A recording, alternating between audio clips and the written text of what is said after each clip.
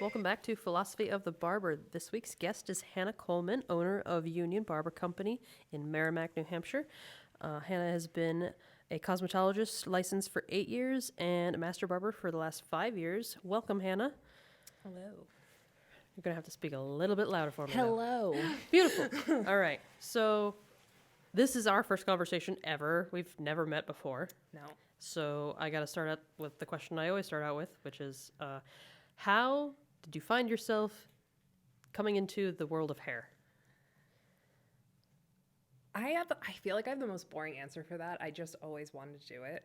Well, like always, like since you were 3, you had Barbie dolls, and you're like, I love hair. Yeah, it's not that aggressive, but like I was friends. One of my friends' girlfriends was going to the Manchester School of Technology for cosmetology, and they start their courses for junior and seniors. So you go there for, I think it was like an hour and a half or 2 hours a day, and then you would just do whatever. I mean, they didn't go like super aggressive into it, but it got your feet wet. It was like an introduction course. Yeah. Like you did stuff, but it was like nowhere near actually like going and doing like the programs at like Empire and well, like Michaels I and remember like when I was in elementary school, it was like a field trip we could like have our parents sign up for us. Yep. Where we would go and we'd be able to get our hair done, like just styled, Yeah. and then like nails painted or whatever. And that was the high school program. So something Yeah. similar to that, where it's like just like introduction, Yeah. not necessarily cutting or I did, doing services. I did one haircut, maybe 2, and then I did like eyebrow waxing. But I'd say that was like that was it. That was the most aggressive. Sure. Well, and there's only when you got 2 hours a day, and Yeah. you do it for what, a semester, maybe 2, That's all year. all year. I use all year. Yeah. So it's not a lot of hours. Yeah, you're only diving so deep. My instructor was like crazy as the days long. Like she was a character. So she would talk most of the time, but I did like, I learned some stuff, and it helped me to realize that I was interested in it. So then from there on out, I took the summer off, and then I went right into Empire in September and started there. And actually what I learned in those 2 years got me through my first portion, like first couple months there. Like I was like, cool, I already know this stuff. And then I graduated there in 2012 and got my license and was pretty much right into a salon after that. So did you like hop into a salon situation where you were like employee and getting trained up, or did you go into like a full-fledged salon that had booth renters around and all sorts of stuff? So I actually can't remember, because my first salon I worked in for like a month, I got fired so fast. So fast. Do we want to say why? I was very overly confident and excited. I should say overly excited. Somebody was enthusiastic. Very. And I think I needed someone. And I'm not going to I definitely should have reeled it back in. But I think also like as a good boss, you kind of need to see that stuff and be like, whoa, hey, you just got out of school. Like, don't do this stuff. But yeah, so I didn't last there very long. And then I got a job at a corporate salon where I was there for a couple years. I was only going to be there for like a year, and then I ended up being there for 4 years. And I kind of hit this point where I was like, do I go work full service, because I don't want to be here forever. Like, this was a good stepping stone, but I gotta go. Or do I go into barbering? Because I think since like my first year of cosmetology, it was like barbering was kind of always there. I was always kind of jiving more with my male clientele, and when guys would come in with like, oh, I want to change my haircut, I got way more excited than when women did. On average, I shouldn't say it like, because I have like a couple female clients now, but Sure. In general, like I get along better with guys. Really, I'm like a very masculine female, my boyfriend tells me. I feel like those who are independent women tend to jive a little bit easier with males. Yeah. More than like the female collective. Yeah. And that kind of reflects with us in our friendships too. Like, do you have a group of girlfriends? I do, but they're all super weird. Like they're not your they're not your standard girl group. So. See, I keep mine compartmentalized. Like, yeah. I realized this during my my wedding tea party was like, none of you know each other. Oh yeah, I run that gambit too, though. I do. we had my boyfriend and I had like joint grand opening parties for when we opened our shops, and I had a bunch of people like at a bar, and I was like, oh shit, you guys don't know each other, huh? I have to be a host because none of you know each other. But yeah, so I chose barbering, obviously, and I'm really glad I did. I don't think I could work in a full service salon. Like, I think if I were to, and I think about it all the time, I'm like, would I ever go back to a salon? I'm like, maybe if I want to do color, I do like 1 day a week, and it's like only things I want to do, like only fun stuff. It's like, oh, you want the highlights? No, thank you. Hey, welcome to what I'm doing. Yeah. Literally, I just made myself a situation where I'm like, I want to personally do whatever I'm licensed to do, Yeah. but like, I'm not going to do, copper highlights or, a particular shade of blonde. Yeah, that's so boring. I do To me. fashion vivid color because that's super fun and artistic, and Yeah. most people who like want that do not have a specific vision in mind. So you Yep. don't have this like pinpointed target to achieve. You have a general aesthetic to achieve, which gives you more freedom of artistic expression. And then gray coverage, because it's freaking easy. On guys, gray coverage is the easiest. I did a lot of that back when I was working at the salon. Yeah. So I offered as something that's very approachable to a clientele that doesn't want to enter a salon full of potpourri and lavender. Yeah, absolutely. Yeah, and it's a very different environment. It really is. I find that I think it's for both parties too. Like these women that go into salons, like you're a little more vulnerable, right? Because you're just got that middle part slick wet hair to your forehead, and then this guy's walking by you, and you're like, oh god. So. Well, and like that's why I don't necessarily like crap on the general viewpoint of the public where it's like guys go to barbers, girls go to salons, because like there is a purpose to that for some individuals that kind of need that security of an atmosphere. Yeah. So that they can, be vulnerable and change things up without feeling judged by the people that they're trying to impress, if Yeah. that's what they're there for. Yeah. But then at the same time, there's that like you need to open the doors to both sides of the house so that you can like freely go either way. Yeah. And that's one of the things I've noticed and that I love about people that cross over and have both licenses is that you bring a full set of tools with you. That if somebody who's very into the barber atmosphere is now curious about something that isn't typically offered in a barbershop, then you're able to be like, yeah, you know what? I can totally like educate you on that and, make it more approachable. Yeah. And vice versa, where I've had salon owners come in and they've incorporated barbering into their salon because that's where the market's headed. Yeah. Like, ultimately, the further we go, the more it's like, no, I want it all. Yeah, and I think I like I don't think anybody should limit themselves. I like the way that Blank Canvas has done it. I don't know if Yep. you've been in there. They're next week. Are they? Yeah. Well, you already had Stephanie on, right? Yes, but Oh, they okay. air next week. Oh, okay. Yeah, but I think that's really cool how they did that and stuff like that. But I'll definitely offer anything. Got a client who his daughter comes to me. She's got wicked long hair. Actually, I just cut off like a foot of it, but she had wicked long hair, and he's just like, I don't know where to bring her. I'm like, hi, I can do that for you. We cut hair. Yeah. And I don't look at it as like a male-female thing anymore. It's short or long, and Yeah. I enjoy all of it. The NESOB thing is, hair has no sex. Yep. Yeah. And that's one of the things that's always irked me about salons is that I've had short hair, absurdly short hair, for about 15 years. Yeah. And I cannot stand the concept of going, why are you charging me like way more for giving the exact same haircut you just gave that dude because I have indoor plumbing? Ooh. Yeah. Like there's no justification for that. I have never had hair that short. I haven't anticipated or experienced, any of that. But yeah, that's super frustrating. Well, and that's why I've thus made my price list. It's a haircut. It's just time at the end of the day. It doesn't matter. Like, and we get calls all the time, like, how much is a kid's haircut? No, no, no. It's a haircut. Yep. How much is a senior haircut? Nope. It's a haircut. Yep. It doesn't matter your age, what plumbing you got, nothing. It takes the same license, the same amount of skill to cut that hair. Yeah, that's when I opened my shop, I got rid of the kids cut pricing. I have kids that are getting, I don't do like micro faders or anything on them, but they're getting bald fades essentially. So that's a lot of work. And sometimes a little more work because they might be a moving target. Yep, that's not fun. It's not as fun as doing a bald fade on a grown man.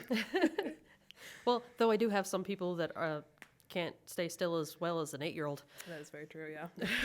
Yeah, I have a 6-year-old who sits better than a 35-year-old. We all have those. Yeah. But even especially the ones that like the adults that get flat tops but can't talk without moving their head.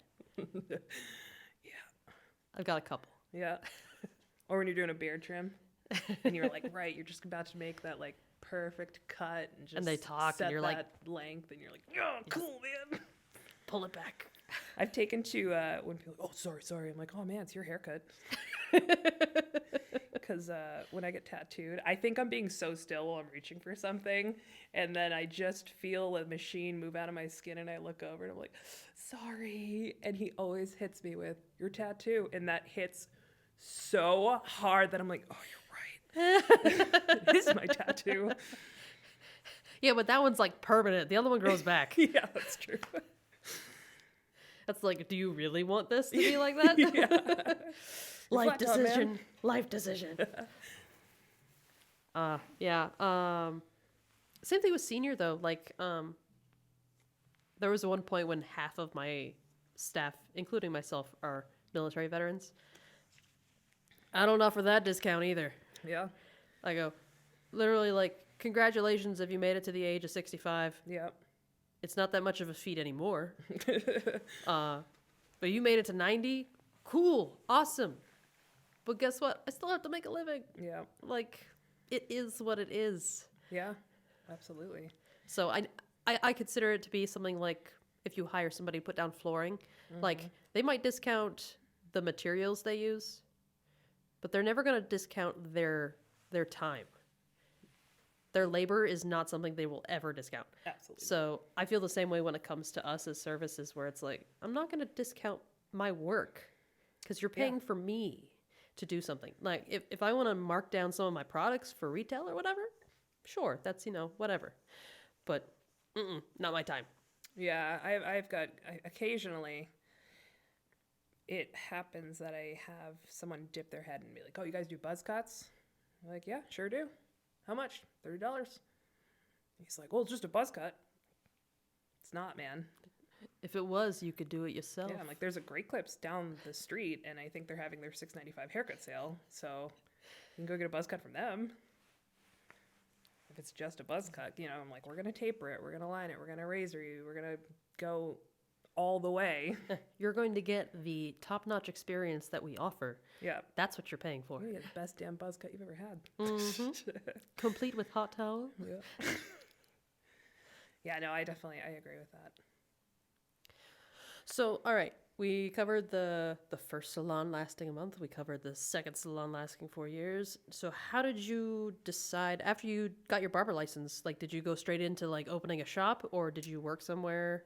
I don't have the balls to get my license and open a shop. I've seen people do it, and I'm like, oh, man, good for you. I at least waited a year. Yeah. Because I feel like you're going to mess up.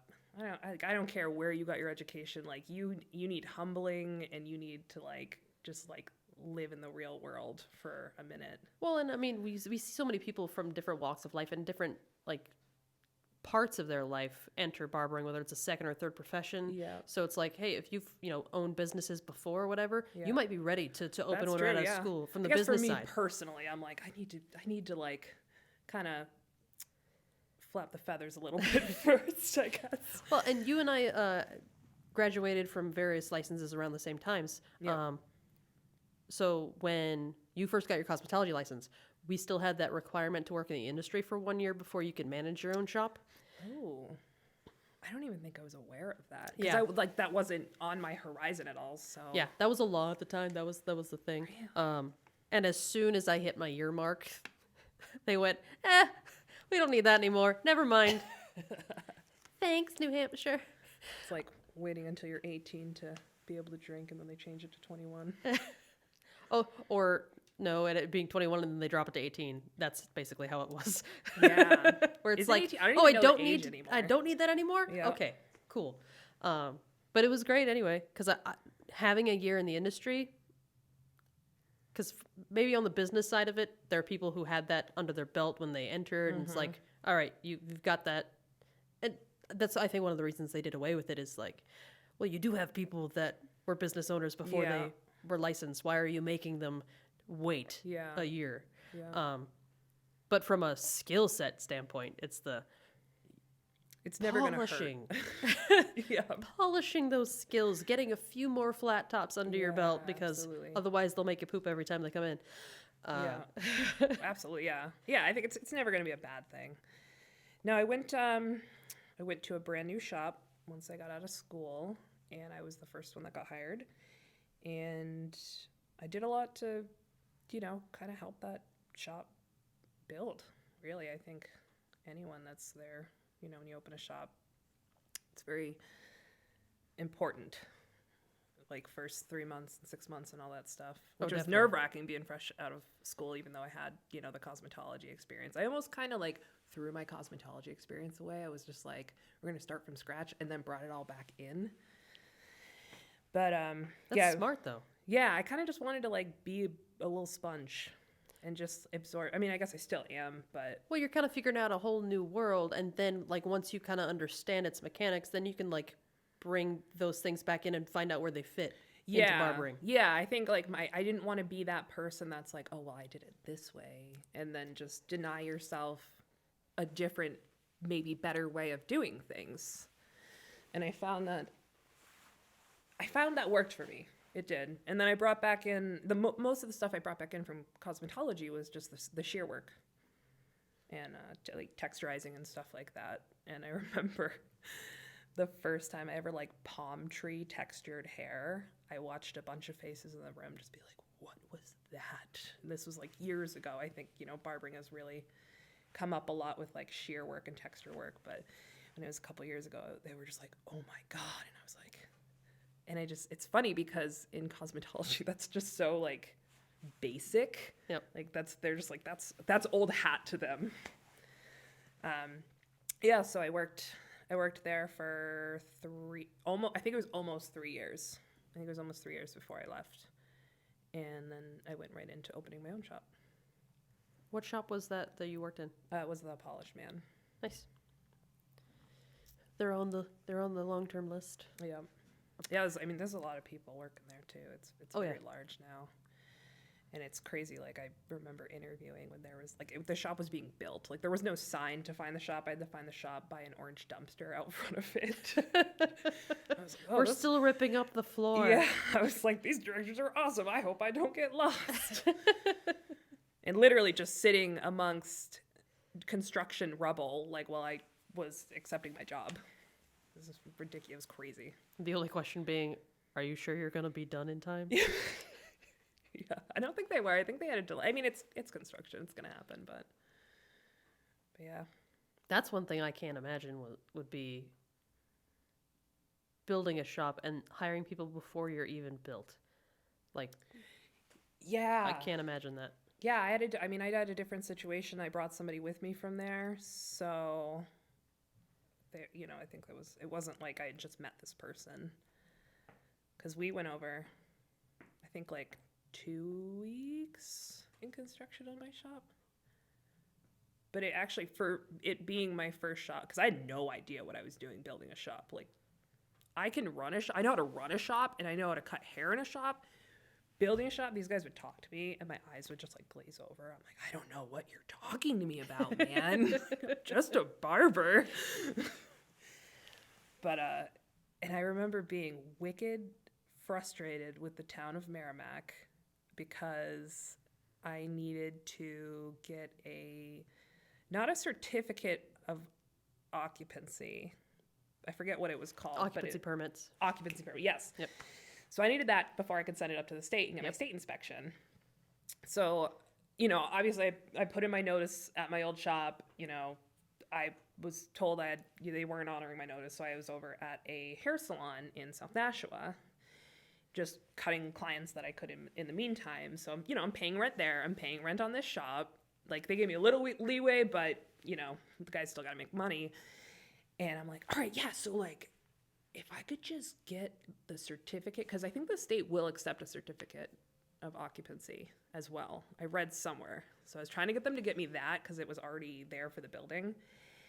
So I could send it to the state. So I get everything just like scheduled, just like get open a day or two earlier. I was just like, I don't want to be paying rent on two places right now. Like, and they're just like, yeah, we'll find it. But like, well, you'll get on Monday. We'll be fine. And I was like, well, if I could have it sooner, that'd be cool. And they're like, yeah, we'll look. And I was like, oh, you're not going to look. You're not looking. All right, cool. That is one of those things that I feel like, unless you have someone who's already done it to pick their brain over. Yeah. When you open a shop, especially from scratch, it's like, if you are unfamiliar with city departments, planning departments, anything like that when it comes to pulling permits, sign permits, occupancy permits, getting inspections done for fire, electrical, like any kind of that stuff. It is just a foreign land. Yeah, it's awful. And unless you happen to be working with a municipality that has like some paved, like, if you're a business you want to open here, we have a tool for you. Yeah, I would say they definitely don't. I mean, they're expanding at such a rapid rate, so I think everything's changing anyway. Most municipalities don't. But there are some that I think have the luxury of being so small that they can be very accommodating. Yeah. But then there are those that just, they can't. Patience is the number one game there. I was lucky because when we moved, like, I purchased a shop that was someone else's first, so I didn't have to worry about all that. It was just a transfer of license initially. But then when we moved and expanded, I had to deal with all that stuff. But thankfully, I already knew a lot of things. We had 5.5 years in the community, so I could go to City Hall very familiar with all the people that work there. That's awesome. Very like, oh, hey, can I get this signed off or get scheduled? And I was able to, I had like 2 months for the whole build out. And I got the signatures, I got everything set up, and it was like, I needed to be open by, it was like July 1st, because I had to be out of there. Or it was like July 3rd, or I can't remember. Yeah. But so I had to like get the occupancy permit down to the barber board so we could get scheduled by Friday, so I could schedule for Monday inspection so that we could be open. So I was like, I went to the planning office and I was like, here, I have all the signatures. And they're like, if you want to wait, like, I can type this up for you right now. I was like, really? Okay. Tears in your eyes. Thank you. And then after she did it, she was like, oh, right. Are you going to have an opening for Saturday? Because my, like, son or somebody, like, needs to get a haircut because there's a wedding. And I'm like, yes, I can. Yeah. 100%. Anything for you. Yeah, I got you. Yeah, I did not get that. But I do know, I think with everything that was so frustrating, I'm very good at taking lessons, like learning lessons from it. Like with everything that went wrong with this shop, like the next time I build a shop, it's going to be like a cakewalk compared to this. Way easier. Which, I mean, hopefully, but like everyone oh, says, no, it will be. Yeah. Like with construction, you always have to plan. I think with everything that could go wrong, like did. Like the building that I'm in it's very old, and it was a barbershop. So I took over a barbershop as well, but I scrapped everything because it was a failing barbershop. Like the reputation was not good. So I was like, can't keep this name. So I did a lot of building in there. Like that's like, had I just gone in and turned key, I wouldn't have had to deal with like half of this stuff. But it was, you know, it's a very, you can't, I've done a very good job at like masking it. It's a very crooked building. there's like one part of the wall that's like is like comes out farther than the other part of the wall. Sure. And like no one notices. I notice it and it drives me crazy on a daily basis, but no one notices it. Thankfully. Well, until you look at our ceiling, because I mean, this is also a super old building Yeah. and tin ceilings. Yeah. So you just look at the tin ceiling and how it's cut, and you could tell that it's like at an angle. Yeah. do you just like every time you see it, just like your eye twitches just a little bit? Oh no, at this point I just accept it because it's an old building with good character, and I go, I Yeah. didn't have to replace that ceiling, so I'm happy. Okay, fair enough. It is a beautiful shop. You do have a very beautiful shop. Thank you. Yeah, I'm like super OCD, so that stuff is just like tiny little eye twitch, and then we move on with our day. No, it's the little things that are like modern issues that I'm like we have a floating floor. It's commercial grade, but it's still a floating floor. Yeah. And the people that put it in were in a little bit of a rush. Yeah. They did not put any sort of breaks in it, and it's a very long shop. So Ooh. in the past couple of years, it Yeah. has like separated at places. I installed where my floor, they've, so I know like, how bad warped that it. is. Yeah. So there's a little bit of a you can feel a little Yeah. little change. I too have that. Yeah, that's the things that I'm like, I paid this much. How much for Yeah. this? Yeah. Yeah, I got to call the place that I bought my flooring in, and I'm not doing it again. Like I'll pay someone this time Yep. because I don't have the time, but My time is worth more now. yeah, at the time though, I was just like, really, I guess I'll do this. Like it was fun though. It's kind of fun to put that click together flooring in, but I don't want to do it again. I did it once. That's good for a lifetime. Well, I think over the years, like when you're first opening a shop, the one thing you have to spend is time. And you're like, if I can throw time at it, I'll get it done. Yeah, But you're like tight on money because you're trying Yeah. to get open. absolutely. Yeah. But 3, 4, 5 years down the road, you're like, can I throw money at it? Because my time's a little more valuable. Yeah, when I went to go get funding from the bank, I guess one thing is like one of my number one qualities is I am not very willing to accept no as an answer. That could be a good quality Yeah. in business. Yes, absolutely. So when I went to go get funding, which my partner had done maybe a month prior for his business, I went to go for mine. So I'm like, he walked me through what he did. He's just like, yeah, it was easy. Like, you just say this, get this, and then you get money in your bank account. And I was like, that sounds great. And I went and did the same thing. And they were like, what do you want to do? Open a barber shop. Because I had to go for a personal loan because at my bank, I did not need enough to qualify for a business loan. So they, my credit score and everything was fine. Like, there was no issues there. And then he goes, wait, are you going to leave your place of employment once you open this place? And I was like, well, yeah, duh. And he's just like, oh, that's a problem. And I was like, what do you mean? And he goes, that's not a guaranteed income at that point. And I was like, God. And that's because it's a personal loan, not a business loan. Yep. But it's like, I would have had to take out like $15,000 extra dollars to get a business loan. I'm like, well, that's ridiculous. So I went and I put on a fake engagement ring. I rehearsed this too because I don't like lying. I'm like the worst at it. So I was like, all right, what can I lie about that they won't ask for proof? It can't be a car loan because I don't have a title. And so I put on a fake engagement ring. I went to a different branch of the same bank and I was like, oh, I'm getting married and I need like this much money. And they were just like, okay. And I was very sweaty the whole time, but I got my money. And If you can't verify the reason why I need this personal loan, it's all good. yeah, I'm so tempted. I won't because I'm sure it'll get me in trouble. I so want to like finish like paying off like the loan for my business and be like, suckers, it was for a business. Your policy sucks. But I guess they changed it in that month because he did the same thing and he got his money no problem. And I was like, man. Yeah, I will say that I've never gone to a bank for a loan when it comes to business. Yep. I'm very unfamiliar with that. Yeah.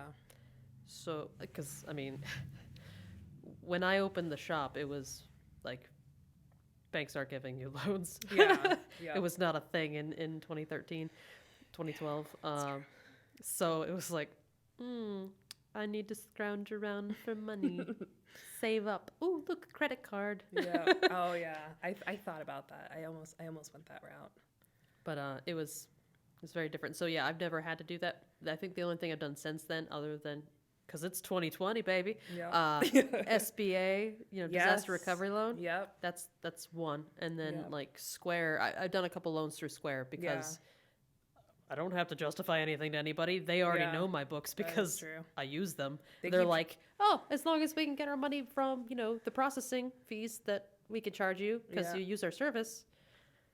Yeah, my acupuncturist and I go back and forth with that because I'm like, oh, how much is Square offering you this month? Because it just keeps going up, which I guess is a good sign. I'm like, oh, that's cool. You guys want to give me more money? But it's just so funny. I always get those emails. Well, they've since changed like their structuring process with it. Yeah. It used to be like, all right, you're gonna have this flat, monthly fee, and it's your interest. There's a cap, and this is what you owe. Period. Like you get a loan for this much. This is how much you're paying total. And you'll pay this much per month, and it'll be done in so many months. Yeah. Well, now it's a little more flexible, but also kind of weird. Yeah. Where it's like it'll be 12% of whatever your daily processing it was, income for that day, as long as you meet the minimum payment of this amount every 60 days. Oh. And I'm like, I'm pretty sure I hit that minimum amount for 60 days in like a week. Yeah. But I mean, it is But great. you still have that like standard like cutoff, like this is how much you're paying for. Yeah. You're not gonna like accrue anything more. That's cool. It is, and it's such a. It's. I feel, especially in 2020, like good to have that. To have that flexibility where it's like even if you don't make a lot, Yeah. like you don't have to worry. Yeah. You can still like you'll still have money in your pocket. It's the same reason why barbers and hairstylists have a commission. It's great for new people that don't have as much of a clientele, where it's like you will leave with money in your pocket, and I'm as an owner still going to have money. Yeah. Like we both will still get paid, whether you do 2 cuts or 10. Yeah. As opposed to you have a flat booth rent, and if you don't, get that 2 or 3 cut thing today, if you get a big old goose egg, you still owe me money. Yeah. So it offers that security. Yeah. No, I do. I like having that.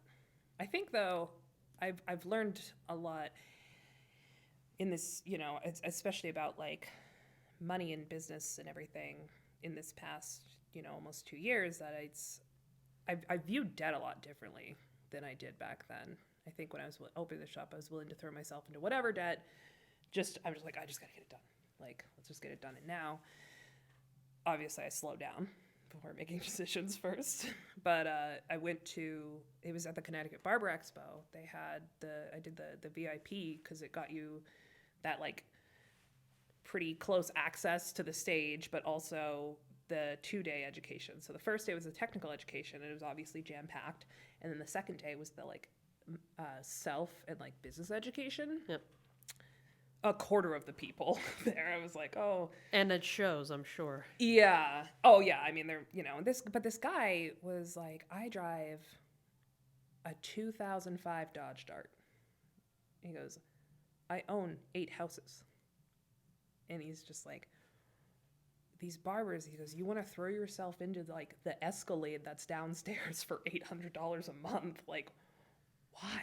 So kind of just saving up more than dealing with banks is kind of more my jam these days. I run my business differently, I think, than most people because my goal has already been met, which is to make sure I am providing myself and other people a place to work. Mm-hmm. Like, as long as the overhead for the shop is met by the booth rents that I bring in, that means that I can work rent-free. That's all I care about when it comes to the shop. Yeah. So whatever I make in my chair is what I make. So that kind of, it puts me in a different perspective when it comes to like accruing debt, keeping the shop open, like, and how I'm gonna like recoup those losses. Yeah. So, I mean, I don't want to own real estate. Other than like the house I live in. Yeah. I don't want to get rich. Like, more money, the more crap you got to deal with. I think I just liked his point of, But it is very like, hey, don't get into stupid debt. Yeah, like you like, I'll get into debt for business as the day is long, because you know that your business will make money. Spend money, make money. And that's what I didn't get at first, because I knew nothing about business before I opened something. Yeah. Or was that the whole concept, like you hear your whole life, it takes money to make money. Yeah. But you don't get that until you try and start. Yeah, I would agree. And then you're like, all right, well, when you lack money, what else can we convert to possibly into money? Yeah. Because it's all just like a chemistry thing where it's like converting one thing to another. Yeah. I wonder if anyone's ever crowdfunded their barbershop.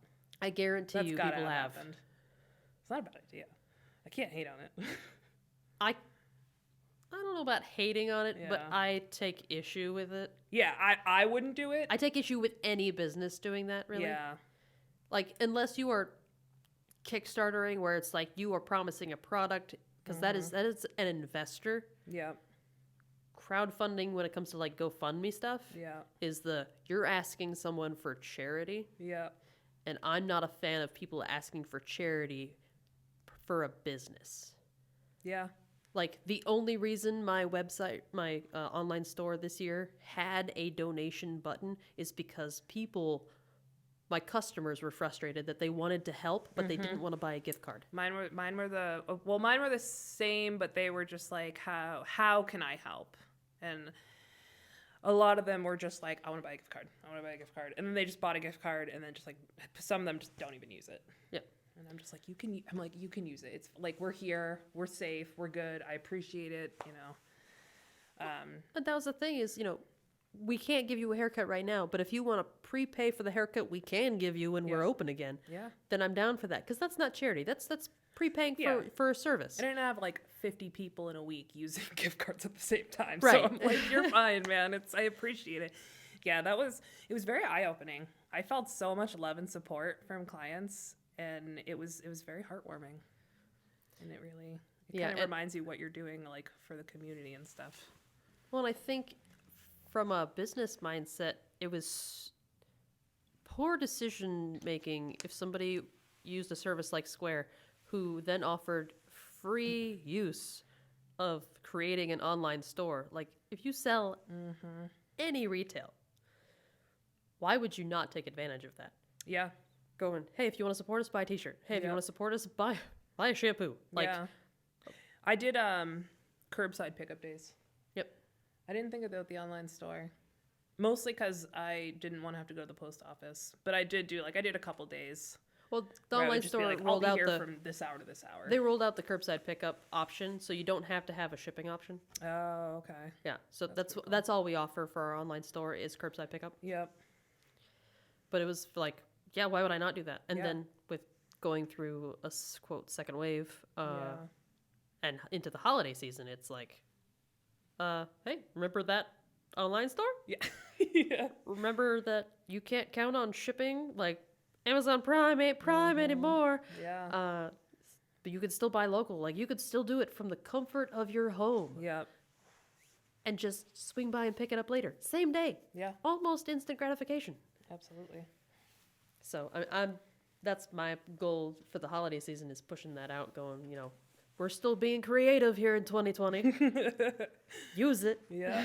Yeah, it really tested your flexibility there, your adaptability, I should say. It was I've never been so adaptable in my whole life as I have in 2020. Really? Yep. Well, I mean, you had, like you said, like with the online store, adding in, like, I didn't have an e-gift card option on my website before COVID. Like, we had no reason to. Yeah, we didn't need it. Ours were really cool, like, in store too. So I'm almost kind of bummed about the e-gift cards, because then they're not going to come in and buy them. We have like a wax seal and everything for our gift cards. Ooh, nice. So I'm like, damn, I can't do that over the I'm a internet. sucker for a wax seal. I know. My boyfriend totally ripped me off too. He's getting them too. I was like, oh, how would you get your own ideas, bud? But yeah, no, like stuff like that. Very, very good at saving, I learned, because it got through the pandemic, being a brand new business. And you were like, oh, we got to get these books in order, because I don't know exactly how much it costs to run this place a month. I am actually, for a first-time business owner, really good with my books. Yeah? My tax guy did my taxes the first year, and I was like, how'd I do? And he was not bad. And I was like, oh man, all right, cool. Because my boyfriend, he's a tattoo artist, so he's been doing that stuff for a while now. So he's like tax write-off, king of tax write-offs. Like, some of the stuff I'm just like, I didn't even think about that. And he kind of walked me through that a lot. So I've got like a whole file cabinet, QuickBooks, like everything, like the whole nine. It's all locked down. I'm thankful I don't need to get that into it because my situation is simple Yep. and I've designed it that way. Yeah. Again, I'm not in it to make money. I'm in it to have it be a thing Yeah. and for it to be as simple on my brain as possible. Yeah. I think I'm just so scared of a freaking the IRS. I'm like, don't come for me. But I'm ready if you are coming. And that's why I have mine set up because I don't want to have to deal with like 1099s. I did that 1 year and I was like, nope, never again. Yeah. So I have a tax guy. He makes everything really easy. I pay him a lot of money to make things really easy, but like it's just one of those things like, can I throw money at it? Like he just, as long as I have my QuickBooks in order, like he takes care of it all. And I'm like, thank you. Yeah, that's still one of those things that I keep doing myself. And it's like, look, I have booth renters. So I know every week what money I'm making from them. Yep. I don't got to worry about that. And they're the ones that are covering the overhead. Yeah. And I mean, other than keeping receipts and making sure you write it in pen so that, you know, when the receipt inevitably like disappears, you still know what it was for. Yep. Yep. It's a blank piece of paper. I swear, IRS guy, this is what it said at the time. I've definitely lost a couple receipts, so hopefully nothing bad happens. But it definitely is one of those things that if somebody doesn't like give you a heads up ahead of time, though, it's like, no, did you use that in the shop? Yep. Did you talk about work during that? And I just hired a new girl who was I believe she was an employee at her last place, so I'm just like, tax write-off. Like I'm like, she's like, oh, I ordered this on Amazon. I was like, you should save the e-receipt. Like, make sure you say, because she's just like, never done any of this before. Like it's like a whole new world. Because maybe when you're W-2'd, like you have nothing. Oh, the world is easy. You never even see the money that you make that goes to Uncle Sam. Yeah. Oh, I would throw every receipt away. I'm like, this isn't gonna do anything. I don't care. And then I had to like snap out of that real quick because I was W-2'd at the first barbershop I was at. So this is the first time I've ever not been on a W-2. And it was just a wake-up call. Yeah, I've always been independent. Yeah. So I'm just lucky that for New England School Barbering, like they cover the different ways that you can be. Yeah, employed. they did that with us too, but they just didn't go into like the details of it. Well, that's one of those like it's a chapter in the book, so they cover it. But like for us, because it's such a mom and pop establishment, that like that's something they deal with all the time, and they quite often bring people in that are straight out of school into their shop. That it's like it's our responsibility as business owners to educate you of these are the things you might run into. Yep. And I'm super grateful for that because that helped me not only like working somewhere but also setting up what I wanted to do and why. Yep. So when did you open Union Barber? February 7th of 2019. So, you know, almost 2 years. Yeah. Still pretty fresh. Still learning every day. How many people do you have working at the shop now? Three, yep. Well, 3 including me. I think Jessica's, she's not even at a full week. She just started Wednesday. Nice. So. Any plans for the next year or two to expand to more than 3 chairs? I want to, and I'm just kind of taking it like by the books, really. Like, what are our books looking like? Because I don't want to hire a bunch of people that are all just kind of scrounging for clients, sitting around picking their nose all day. Of course. So Roomba and Brian Kirby. I never know if I should call him Brian Kirby or Roomba. I called him Kirby for like a month before he started there. So I only know the Roomba nickname because of where he worked before. That nickname, I was like talking to Danny Brooks, who we used to work with, and we were at a barber social, and it was so loud, so he's like screaming into my ear. And I was like, what's up with that nickname? And he's like, oh, you know, Kirby, Roomba. And I was like, okay. And I was just like, I don't get it. And then I didn't get it until he was at the shop, he bumped into something, and then he told me this story, which is way more elaborate than Kirby Roomba. And he goes, well, yeah, they figured because Kirby's a vacuum, thank you. And I bump into everything that Roomba is a more appropriate nickname. And I was like, okay, that is funny. That makes more sense. And specifically, Kirby is a good quality vacuum. I know, it's a great and you're vacuum. like, you don't deserve that name. You run into too many things. But as a compliment to him, I have a Roomba of which I named Godfrey. Yeah. And named it Kirby. I love him. I have googly eyes on him and everything. Yeah. I when he's not there, I kind of wish I had a Roomba that just had his face on it. It would just kind of do the same thing. You can make that around happen. the shop. I could make that happen. I've been tempted to. I derailed that. Where were we? Possibly, adding more barbers. Yes. Okay. Yeah. So Roomba and I are, right now I think I'm booked up into the new year. He's booked up about 3 to 4 weeks, and I think that's too much for us. So like, in comes Jessica, but she's super new, so I want to build her up a little bit first and kind of get her, like, I don't really have a way to put a percentage on it, but just visually about 80% booked before I start looking for somebody else. Sure. And So probably summer. yeah. I mean, and then the holidays too. I mean, the holidays. Oh, that's just gonna be crazy. If we shut down again, everything's just. I'm just like, I don't know. We'll just take it as we go. Like, just cut hair and do a good job, and then we'll see what happens.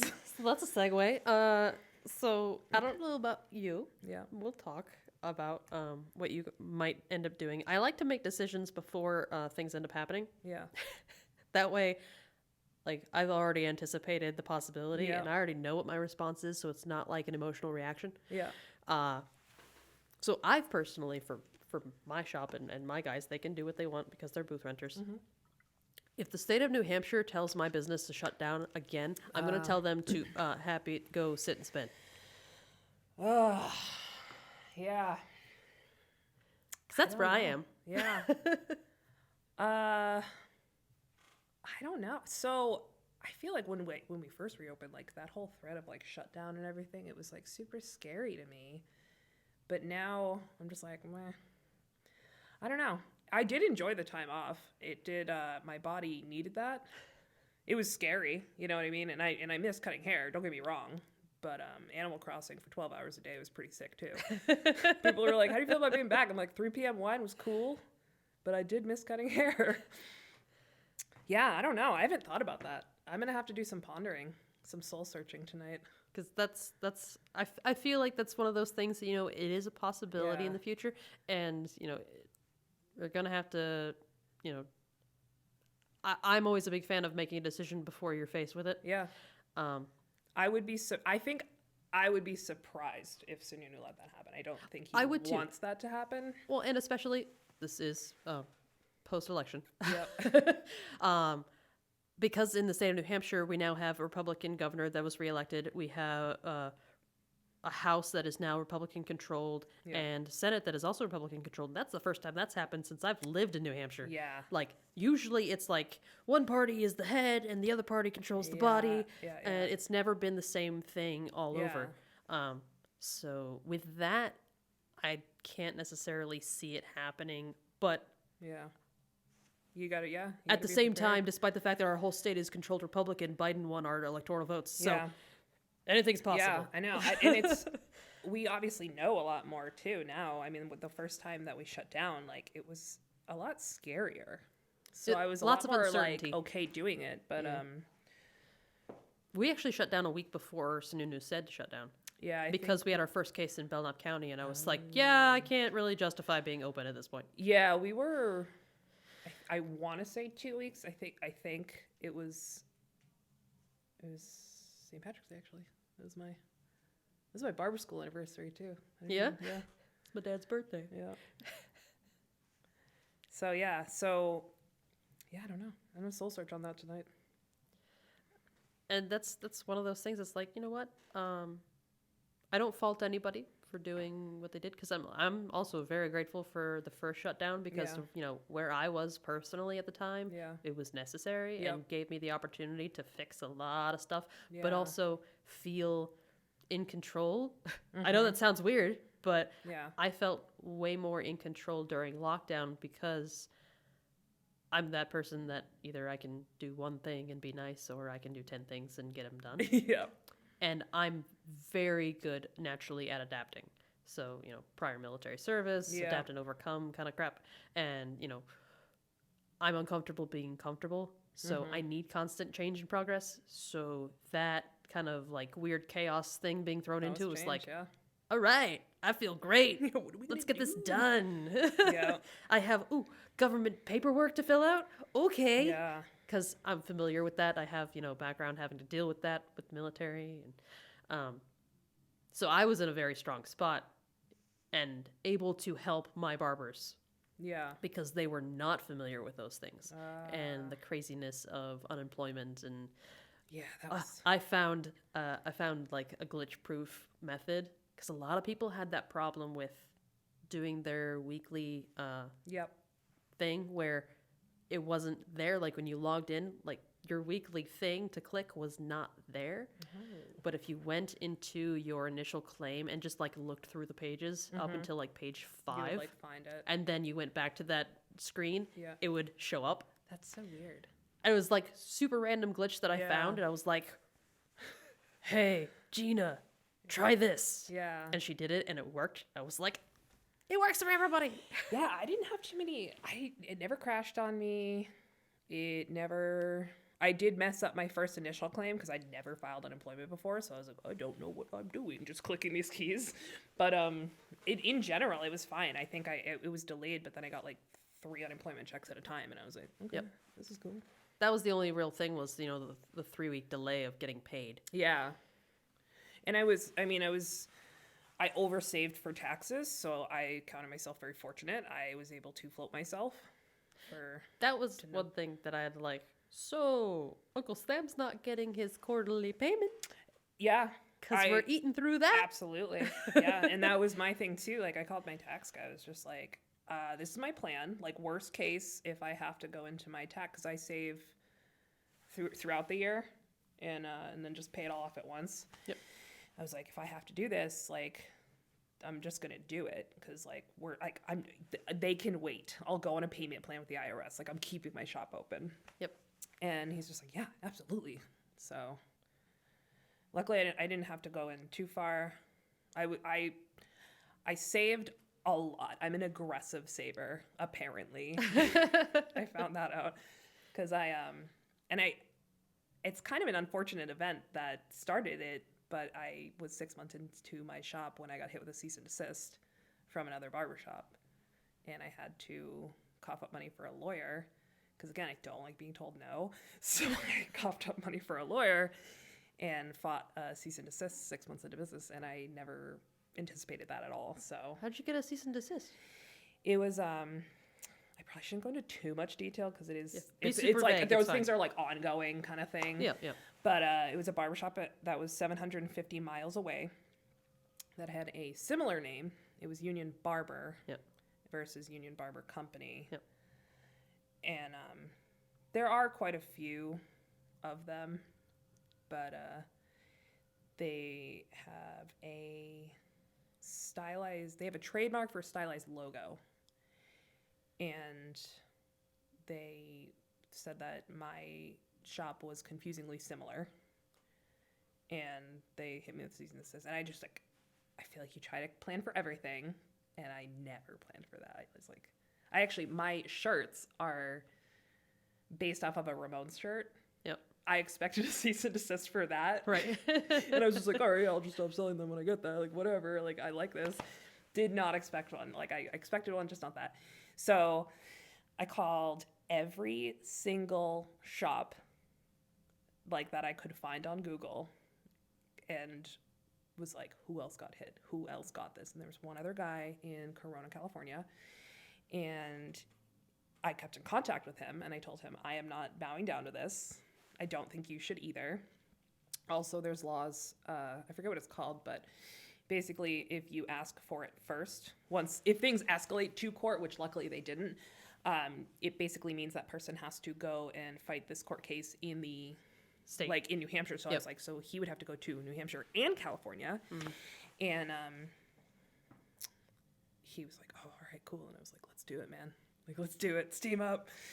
And they just never heard from him again. So, but lawyers are very expensive. And Yep. once I read her letter, though, I was like, oh my God. Like, she went in on this guy in, like, the most professional lawyer way possible. But I was like, okay. And that's why we pay them. You were worth that. Okay, I see you.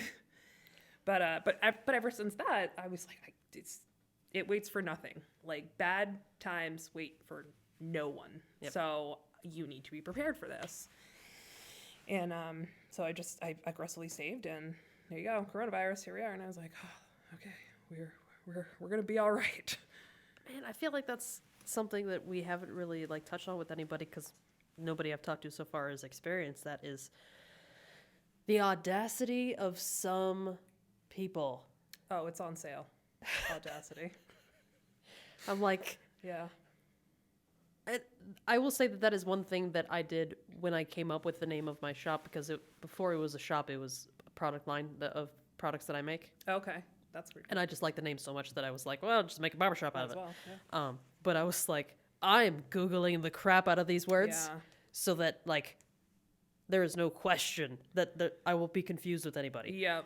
So I was very fortunate that there was, like, nobody had put those two words together. Yeah. I was like, oh, Yeah. sweet. It was hard to find a name. Oh my goodness. Took me 3 hours on a slow day at the barbershop. It took me a year A year? because I was like, I want something that obviously sounds cool. You know, you don't want a lame sounding. And I didn't want my name in it. Not saying anything bad against anybody who has their name in a barbershop. Like, that's cool. It just was not something that I wanted to do. Well, and it's smart business sense when it comes to, like, if you're making your shop so that you can someday sell it, possibly, like, you want to make sure that it's separate from you as an individual, because you're not always going to be there. Correct. Yeah. Kind of like, you know, you don't know if you might end up having to move it, so don't name it on the road that you're Yeah. currently on. Main Street haircuts, whatever, you know. But that's just like my personal suggestion. Yeah. And what I was suggested to by another was like, this is a downside of That's doing yeah, that. I didn't actually think about that, but yeah, that is a good point. But it also, like, I wanted it to mean something to me. Like, I just don't, because people always ask, right? And it's like, I didn't want to have the answer of like, oh, I just thought it sounded cool, so here we are. You know, like, and I think it's cool, like, with your product line and stuff like that. You're like, yeah, like, why wouldn't I do that? But so I Googled and I found, I think everything that I found was like in Mass or Maine or Vermont. Like, it was always like really close. And I got to the point, I'm like, I need something. And I found, you know, I thought of Union Barber Company, and I was like, I really like that. It means a lot to me. I was like really struggling. And I think the only Union Barber, there's only one other, and they're in like Portland, Oregon. And they're not the ones that did that cease and desist. I didn't want to like be like, oh, those guys. We But, like them. They're in the other yeah, they're Portland. pretty cool. They're pretty cool. But they were, and I'm like, you know what? It's Oregon. It's far enough. It's the other side of the And they're country. usually pretty chill over there anyway. Yeah, they're all just like drink coffee, wearing flannels. I don't know whatever they do over there. Happy to see the sun. Yeah. So I was just like, all right, cool. Like, we're gonna do this. And, like, clearly, I went through so many names, some like ridiculous names, but I'm pretty happy with the name that I chose. I like things that are, you know, clear and concise, and Yeah. you can diversify your logo over the years if you Yeah. feel like it. Like, you're not tied heavily down to like one specific thing. Yeah.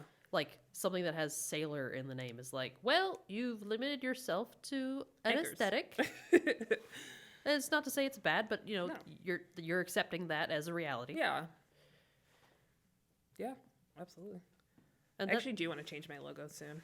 that's the thing with, like, we just did. Did We you? just Oh, did. actually, I saw it on the mirror. Or, Yeah. like that mirror that you posted. Yeah. I was so excited. I Yeah, was like, it does look a lot better. I'm in love with this logo. And I think that's something. It's funny. I wouldn't look at that, like the old one, and be like, oh, that's, you know, yeah. But like, when you have it comparatively to the new, you're like, okay. Yeah, all right, that's They an leveled up. upgrade. Okay, all right. Well, and that was like the one that was on the mirror was the first, Oh. the original, like the product line, Yeah. the font. That's wow. It started out as just a font, Yep. And then I got a logo, which done by a graphic designer and everything. Yeah. And then my same graphic designer, of which I've kept, did the new one. Okay. Yeah. Because, I mean, he's grown with me Well, yeah. with the shop. He's evolving his own skills. Yeah, on his and own he's a time. customer, and Yeah. he understands the motif, the aesthetic, and keeping that at the core Yep. while growing it as a brand. Yeah. Absolutely. I do. Do you try to get services from like your clients first? Like if you need like tree removal and you have a client that does tree removal, like I always try Yes to. and no, because it's a double-edged sword. Like, yes, I want to support my clients Yeah. as they support me, but say in cases like screen printing services, Yeah. we'll use that as an example. Yeah.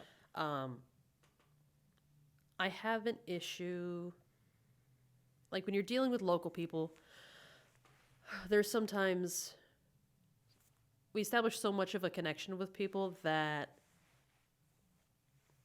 offense can be taken when something is not in your price range and you have to say, I'm sorry, that can't work for me. It's just not going to work. Yeah. So in order to avoid that situation entirely, I will initially go to the internet and find a faceless company Yeah. and go through them first to see, like, am I going to like this? Am I, what kind of material do I want on, whether it's a shirt or a beanie Yeah. or whatever. Do these colors work? Does it translate? And I can just I can design it on there. I don't have to talk to anybody. I can order it. I can get it. And it's like, all right, do I like it? Do I not like it? Yep. And I don't have to worry about whether something is in my price range and offending someone, Yeah. because that's a fine line to walk, Yeah. especially in close-knit communities. Like, Laconia ain't big. Yeah. We got 16,000 people Yeah, in a we're- city, We're a bit bigger in southern New Hampshire. so it's really hard to go somewhere without running into somebody here, Yeah. Yeah. and that's just not I'm an avoidant person. Yeah. I avoid conflict, so that's something I'm not willing to deal with. Yeah. But when it comes to more practical stuff, like I've had to, ask one of my customers who's a plumber to, fix the toilet in the shop. Dude, hey, if you got a second, I'm more than happy to barter. Yeah. I will be super grateful for that. Yeah. Yeah, I'm all down for it. But Yeah. there are just specific instances that are like, Maybe not this time. Yeah. What I don't about mind. you? I haven't encountered any issues with it yet either, though. So maybe once I do, I'll change my tune. But And you know your customers better than anybody, where it's like you know their personality, Yeah. and what you can touch on and what you can't. yeah, and I don't think I would go to someone else's, clientele, but Ruben, you know what I mean, because he knows them better than I do, but mine specifically. Yep. But yeah. And more often than not, I have other customers wanting services that I'm like, yeah, I got a customer that can help you out. Oh yeah. So oh, I like to I'm- be that I'm middleman. the queen of that. Yeah. I got a guy. That's the biggest. I'm I got a guy. I got a guy for that. The downside for us is literally all my customers that do that are always talking about them being slammed. Yeah. Oh yeah. So I go, all the good people are busy. So if you're finding somebody that's not, I don't recommend them. Absolutely. Absolutely. But it's the same thing when it comes to hair. It's like, Yeah. do you deal with new customers before COVID? Yeah. Where they're like, oh, why is the wait so long? Oh, I had a woman hang up on. Well, okay, so it was the other day, but I had a woman a couple weeks ago hang up on me. Oh, because you're booked so far out? Yeah. She needs Saturday from 12 to 1. And I'm like, That's literally the first thing to fill up. yeah, I'm like, sorry, you only have 1 hour a week. And she's like, I've been trying to. And I was literally in the process of saying, if you would like, or, you should call Stay True, because I know they just hired somebody, so they might have availability. I was in the process of, I send people to them all the time because they're just some of my favorite people. And she just click. I was like, hello? Okay. He's like, I'm trying to help you, ma'am. That is one of the cool things, though, when you have a great rapport with another shop. Oh yeah. Is like the ability to just be like, look, I'm sorry that like we can't fit you in, Yeah. but I can send you to somewhere that still does good work. Yeah, and it's very like it's we coexist very well, I would say, because they've sent people our way as well. And I can't say enough nice things about them.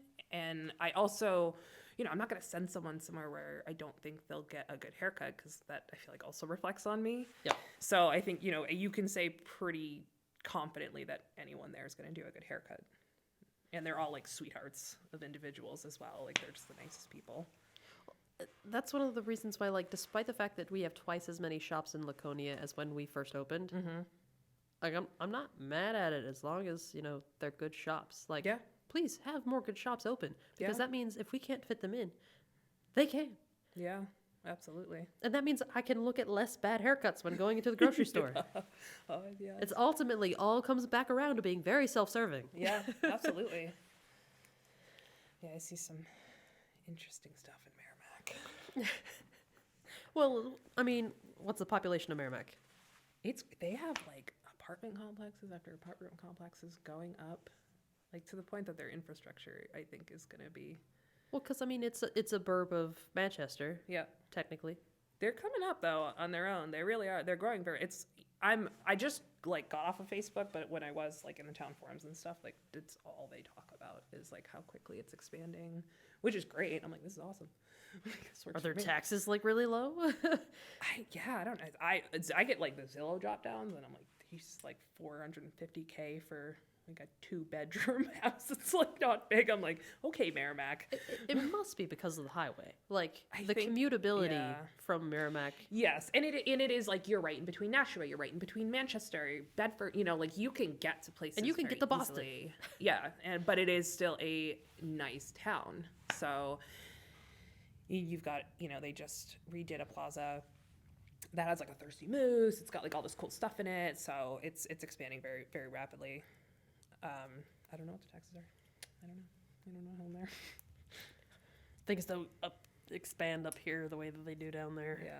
We're very, like, in a bubble. Yeah, I like it though. I love driving up here. Like, Oh, yeah, I but would love to this live is here. the vacation bubble. That's true, yeah. Well, because you have like Winnisquam, Winnipesaukee. Is Winnipesaukee nearby? Yes. I've never So, actually Laconia- been there. Laconia is known as the city on the lakes. Yeah. Because it touches 3 Oh, lakes. okay. And we have a trail we call the Wow Trail because it touches all 3 of those lakes, or it will. Winnipesaukee, Winnisquam, and Opeechee. Okay. So Opeechee is in the middle of Laconia. Yeah. Winnisquam's on one side, Got it. Winnipesaukee on the other. And there's a river that connects them. Yeah. Well, plus you get Bike Week too up here, right? Yes. How's that? Does that affect you guys at all, or you just Not like, really. you just see the hogs rolling through? Yeah, they'll roll through downtown because Okay. 106 is Main Street. Yeah. But the heart of Motorcycle Week is the Weirs, which is another section of town. Yeah. Some people don't even know it's Laconia technically. Yeah. But that's where like all that action happens. And it'll go through parts of Meredith. It'll go into Loudon for the Speedway. But like downtown doesn't hold any events for it Yeah. like it used to. So it's like we get the rumble of people coming through, but that's about it. Especially this year, where like a month out, they didn't know exactly when it would happen or if it would That is happen. true, yeah. So it's very like, is this week Motorcycle Week? I guess it is. Yep. Because it was right after Sturgis this year. Okay, yeah. Yeah, I've actually never been there. Been to Motorcycle Week. Have you guys, so you guys must have had like a really big influx of clients after COVID though, right? I mean, everybody. Massive. So the way, and it's so crazy that like, depending on what part of the state you're in, totally different experiences. So for us, because we are such a vacation destination, we had the initial like making up for 2 months of being closed.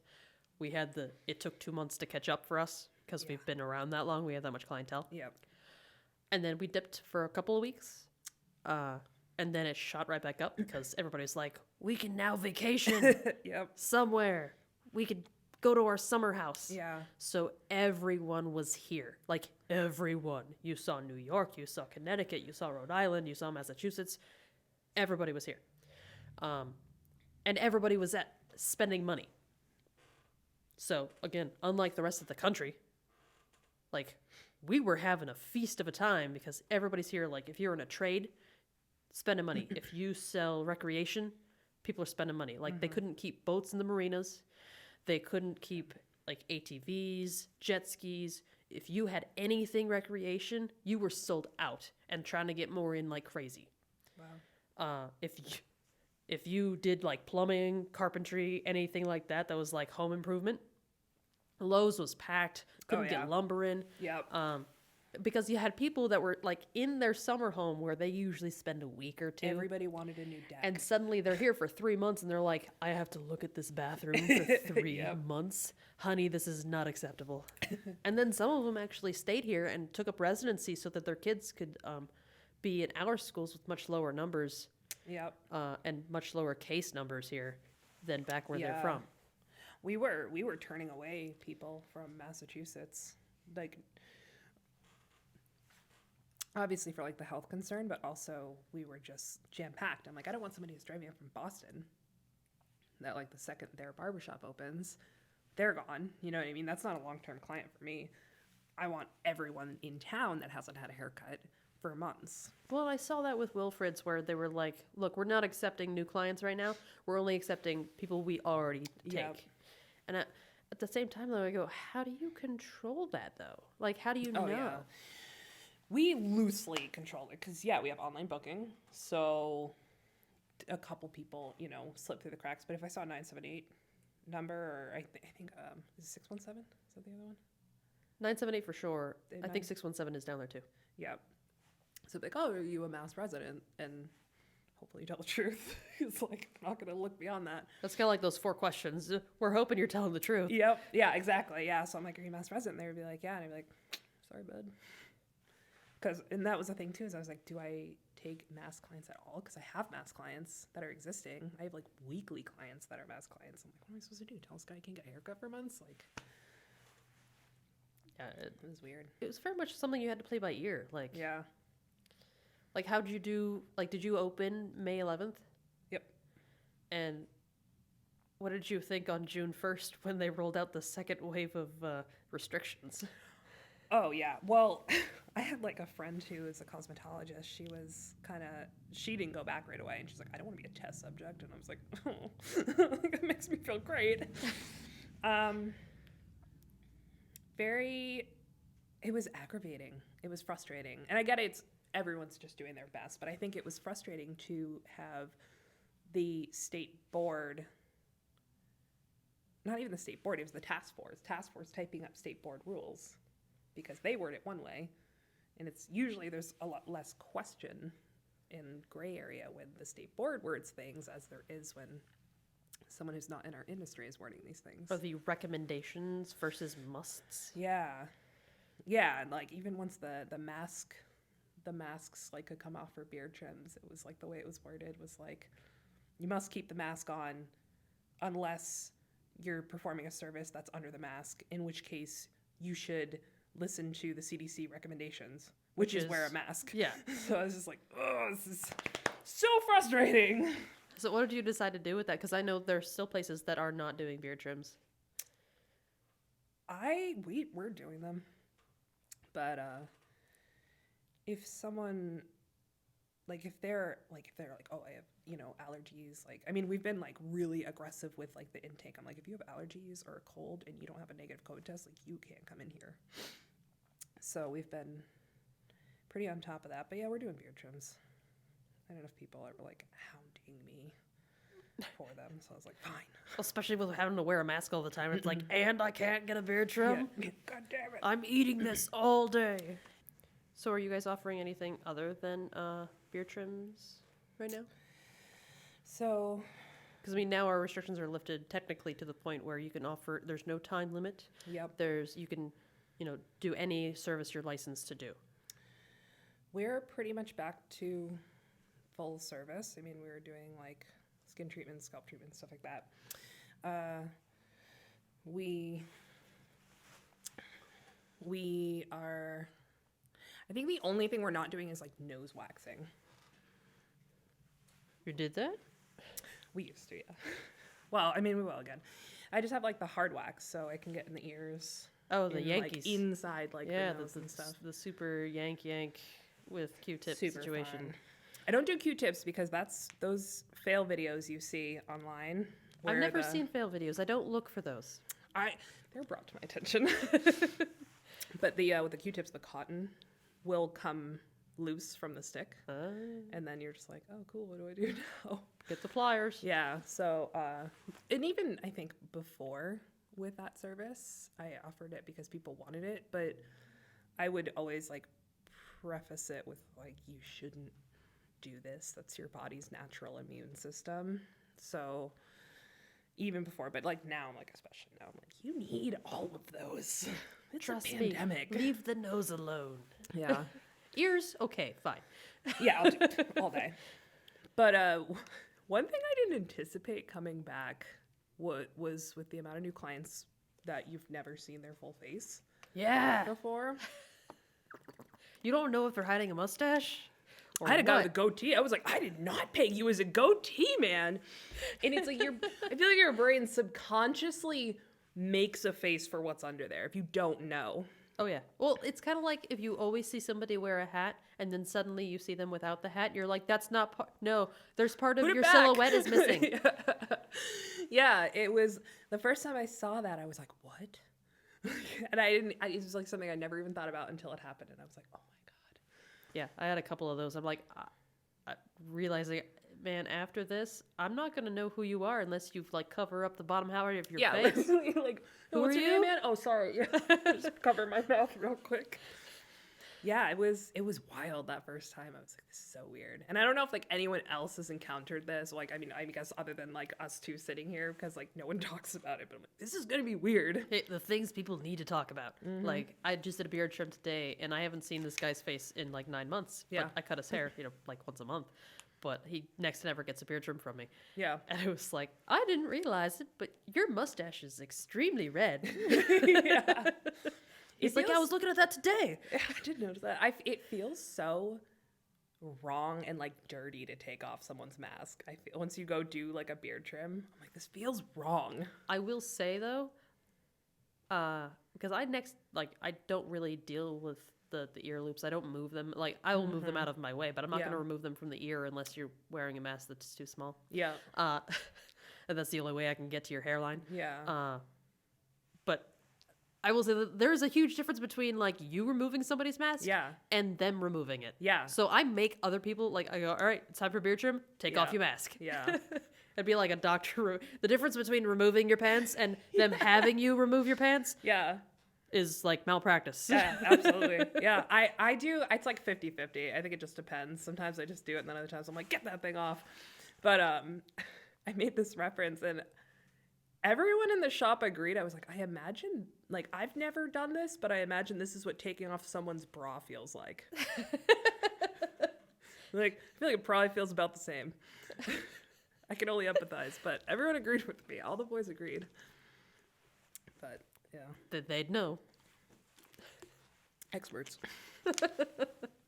I think the worst is when somebody comes in with a tie around mask, Yeah. especially when it's like a double tie around. Or like the full, I don't know what they're called, but it's just straight fabric around your whole head. Oh yeah, the gator thing. Gator, yeah. I actually I keep disposables around and I go, so we're switching that out. I am right by the door. I'm like, no. Yeah, it's Even covering up half my work. I've got a good amount of disposables, so I went overboard on getting masks because I was like, well, I have to assume that no one's gonna have one, and like obviously it's not what happened, but I got a ton. So Did you do the initial like the state? yeah, they gave me a lot. And I just like haven't gone through that much. So like even if someone has like a really thick mask that I'm like, I don't feel like dealing with this today, I'm like, you can have this. So I was very conservative with my initial order because I was like, oh, so we can just reorder later because initially that's what they said. Yeah. And then that ended up not being the case. And I didn't want to be like the stingy shop that's like, I need 1,000 masks. Yeah, I didn't fill out a quantity. I just, they were like, how many people will you have in your shop a day? And I put whatever the number, like assuming we're fully booked, which we were. And then they just gave me like what they gave me. Like I didn't even get the option to I got fill out. I got 150 masks. What? Was that like 3 boxes? 3 boxes. Oh my god! I think I got 7 or to 9. And I was like, all right, cool. Yeah, and I couldn't tell you how many more times I've reordered from like Amazon and stuff. Yeah. Because I was like, all right, well, they're gonna have this, as something we can utilize. Yeah. And I didn't even like if it wasn't for Reed from the groomsmith, I wouldn't have even gotten the freaking link. Yeah. Yeah, I got it from someone too because I didn't know either. And I guess they were doing thermometers too that I did not know about. What? They were doing the touchless thermometers. One of my bar owner friends was telling me that. Yeah, didn't know that either. Our communication skills are great. Yeah, I know. I would say you really had to check for all of it. Like, Oh, yeah. no one's telling you. You had to be extremely active, And very I diligent. was. And I was when I was home. It was easy. It was very easy. I was on all the calls. I was on the Zoom meetings with the state board. Like, I was, like, on top of it. But then you go back to work, and I don't know about you, but I was exhausted. Like, 2 months off, my body was not prepared for that. And I even, like, I got back into a sleep schedule. Like, I was like, we're gonna go into this as best we can. But after, like, I'm there for 10 hours. I used to do 12 hours. And I would get home and I would just look at my boyfriend, like, with my eyes half open. Can I not talk to you? And I was like, I don't know, I did 12. This 10 is killing me. Like, I was like, what happened? Like, you would have thought I was dragged behind a train. And now I'm fine, but it was and I was sore at the end of the day. I was just like, everything hurts. Like, I was like, how did I do this? I will say that periodically I've taken time off to do other things. Like, Yeah. I did some education for 5 weeks in Colorado a few cool. years ago. So, like, I have taken stints of time off of doing barbering. So my body is pretty good at, like, coming back. out, It's going not a back, huge yeah. thing. Might have feet ache, but that's, like, normal. Yeah. My eyes the first week. Oh, yeah. It was like driving for several hours Yeah. in a blizzard. Yeah. Like that kind of hyper focused. Because, Yeah. I mean, when we're in it, we're constantly focusing on details. That's what we do. Yeah. But when you don't have to do that for 2 months and your eyes are like, or like for anything, you're, staring at a screen, doing Yeah. one thing or another, filling stuff out, or watching a Zoom meeting, or watching Yeah. your, Netflix binge of that day. Yeah. Whatever you happen to be doing, it's not the detail that we're It's used to not, doing. no, yeah. And my eyes were like, my head. Yeah. Yeah, I miraculously didn't. That's the only thing I didn't have. No? But my feet at the end of the day were barking at me.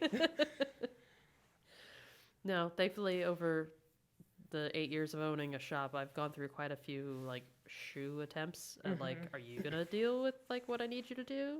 How are you Yeah. gonna do? And I've found a really nice groove with super random pair of shoes Yep. that have been fantastic. Vans all day. Van slip on. I can't. No, I did that for a while, Yeah. and it was like it's great for winter because Yeah. I wear all my slip-on boots to get in the snow, come to the shop, change them out, get Yeah. another slip-on, but they have no arch support, and I have high arches. I need that support. Ah. So like I wore my Vans today because they're Toy Story. I've heard you like Disney. Yeah. And my Crocs, of which match the shirt that I'm wearing. This is my Saturday after work get up. So the only reason I wore those shoes is because they stay here at the shop. Yeah. And I knew I was going to be wearing my Crocs after work, so I didn't have a backpack to put them in. Yeah. So I was like, no, Crocs today.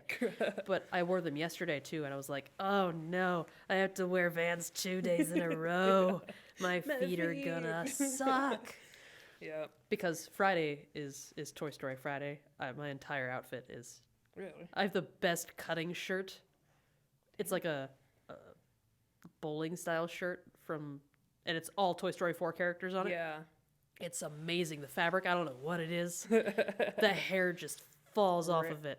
So I saved that for Fridays. I got my Pizza Planet shirt on underneath it. I've got that over top. I've got my Little Green Men Vans. I got a Toy Story, like the ball hat to wear. Yeah. Like I am You full send. decked out. Full send Yes. is happening. Like change the watch face. Yeah. I've got an Alice in Wonderland leg sleeve. That's as far into that and Moana. Moana's obviously amazing, but that's how far I go into Disney. Oh no, I've got a Lilo and Stitch backpack like right beside me right now. I'll never turn it off. Don't get me wrong. I will never turn off a Disney movie. I'm like always down to watch. Well, everybody loves at least one Disney thing. Yeah. I just happen to like the company as a whole Yeah. and all of its subsidiaries. Yeah. So I'm on a different level of like, I know what Disney's doing when it comes to like the stock market, who the CEO is, like I hope how you're they. invested at least. Oh yeah. Okay. Yeah. You know far too much not to be. Well, not only do I like have stock in Disney, I also own a timeshare that's Disney property. Oh, You know, that's cool. I have their credit card. And Yeah. all that kind of stuff. That's pretty So cool. I'm on it. It's good. I think once I'm a little older, I'll be more Margaritaville. Once I'm like 75, It's fine. Margaritaville all the way. You gotta find, what you want to do when you're done cutting hair. Yeah. That's one thing Listen, that we Jimmy haven't Buffett gotten on. all day. Like, when you're done being a shop owner, what do you want to do with your time? Like, are you gonna be one of the don't barbers that cut till you die? Because there's plenty. So I don't think like once I'm like 65, like I don't think I'm gonna have the physical capabilities to cut full time. But like I can't picture not doing it either. Like 1 or 2 days, I don't know. Like I don't know. So I'm very much that person. Like, I wasn't expecting to be in this profession for 10 years because I'd get bored super easy. Yeah. And then, like, I have nerve damage, so it's like, I wasn't sure where that was going to go. Yeah. But I still don't think, like, Can't just leave I don't it. think I'm going to be doing this at 50. I don't know if I'll be doing this at 45. Yeah. I feel like you'll just have to come in and just like hang out in the barbershop. Like, I could see myself still owning it, Yeah. but my long-term goal has always been to the point of not having to cut hair. Yeah. I think out of just I want to, I would at least have to do 1 or 2 days. Sure. Like I don't know, it's like I couldn't just leave. I've been doing it for so long and I enjoy it a lot. But yeah, there's definitely goals and stuff that I have down the road that they're just in such baby steps right now that it's like it's nothing, but Goals matter. Like, if They you don't do. if you don't have them, you have no direction. yeah, and I mean I would love to down the line own something like with my boyfriend because we've got like a decade under our belt, just the two of us. We were actually gonna go into this together to begin with, but it was so hard to find somebody that would accept a tattoo shop. There's so much like stigma around it. Which I don't understand because they're like just short of an emergency room when it comes to like cleanliness. Yeah, If you're doing it right. And he's hospital level sterile. I mean, there's stuff that I wouldn't have thought about coming back after Corona, like after the COVID shutdown, that he brought to my attention, like spraying down your sanitizer, spraying down your cool care with alcohol, spraying your clipper handle with alcohol, your water bottle, stuff like that. Like, never would have thought about that. And I was talking to one of my friends who didn't think about it. She's cleaning her stuff with ammonia, and I was like, oh, that's not killing viruses. Also aggressive. Yeah. She's like, well, this is what I was given. I'm so mad. This is what I was given. And I was like, are you wiping down your clipper handles? And she's like, no. And I was like, then it wouldn't matter anyway. Like, it's the same germs going over everyone's head. Like, so I was really thankful for that. But yeah, people just don't want a tattoo shop anywhere. And it's insane because he makes way more money than I do. The hourly rate's a little different. just a bit. Just a bit. But yeah, it's one of those things like until you have the vision of going, all right, what are we trying to do? What are we trying to prevent? Yep. Then you see all the details of what people touch and how things Oh, get yeah. moved and how much cross contamination happens, and it's like, dang. Yeah, it's insane. I think when we reopened, I was like, pretend you have raw chicken all over your hands. Whatever you touched, you need to clean. It's a good way to put it. Yeah, because like I'm never more aware of germs on my hand than I am like when I'm handling raw chicken. And I'm just like, don't touch me. Salmonella hand. Yeah, don't touch me. I'm salmonella. But yeah, the funny part too with him not getting anywhere for his shop to open was we ended up going to do construction on our shops at the same time. Like we just couldn't find anywhere, and he's like, "Oh, I got a place." I was like, "That's awesome. When do you get in there?" And I already had been going into my place January 1st. And he goes, "January 1st," and I was like, "Sick! That's gonna be so great." We're gonna be so excited. Yeah, I was just thinking he's stressful at all. And it actually surprisingly was not that bad. I was shocked. There was only like I think one argument, and it was like very quick. And I was like, "Damn, this is insane." Nice. So I am curious, and I don't know why I just spaced with other people talking about this, but what's your experience been personally, like in the barber side of the industry as a female? Like, That's such a. I want to touch on the subject. No, and no, I do. I like that question though. I do, but it's funny because that's always. I feel like that's. I got asked. I did another podcast and they asked me that too. Yeah. But it is. It's a great question. It's interesting. I find so I try not to jump to like it's because I'm a woman. Like I try not to go to that with certain situations. It's not your first card, but it's in the deck.